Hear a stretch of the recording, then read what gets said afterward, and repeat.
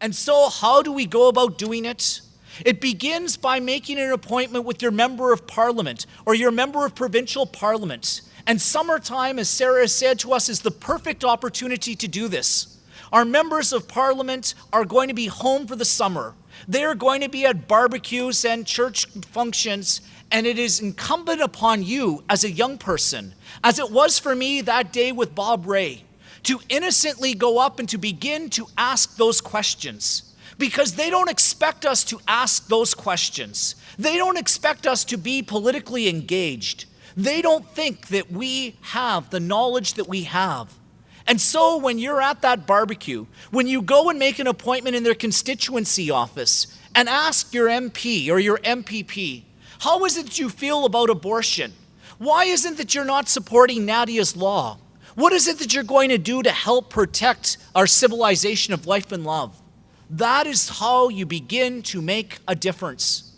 Our letters, our phone calls, our emails, our petitions, all of those are important aspects of being involved in the political sphere and beginning to make a difference.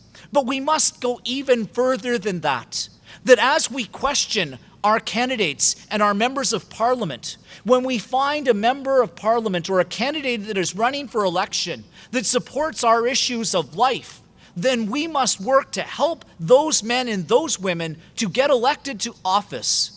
We must then be involved in their political campaigns. We must be their volunteers, knocking on doors, making phone calls, bringing our family and friends out on election day to vote for that man, that woman that supports life from the moment of conception to natural death. And as we do that, we will build up a new culture within our parliament that will bring about then new laws on life, new laws that will protect the child in the womb, new laws that will protect the elderly, the handicapped, and the vulnerable. And it will only happen when each and every one of us commit ourselves to finding men and women within our own communities that will run for elected office, that will not be afraid to stand up like Paul Szabo did, like Tom Lapel shared with us last night, and to be known as men and women building a culture of life.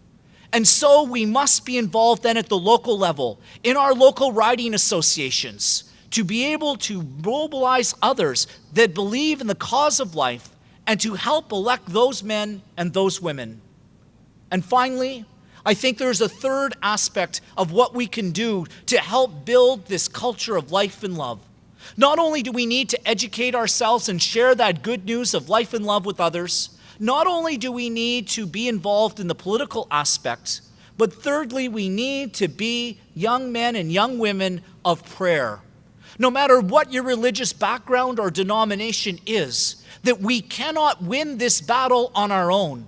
It is only through the help of Almighty God that we will be able to be victorious. We cannot rely simply on our own works, but only through God.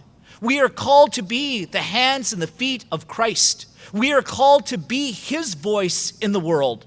And the only way that we can be His voice, His hands, His feet in our world is if we are connected to Him.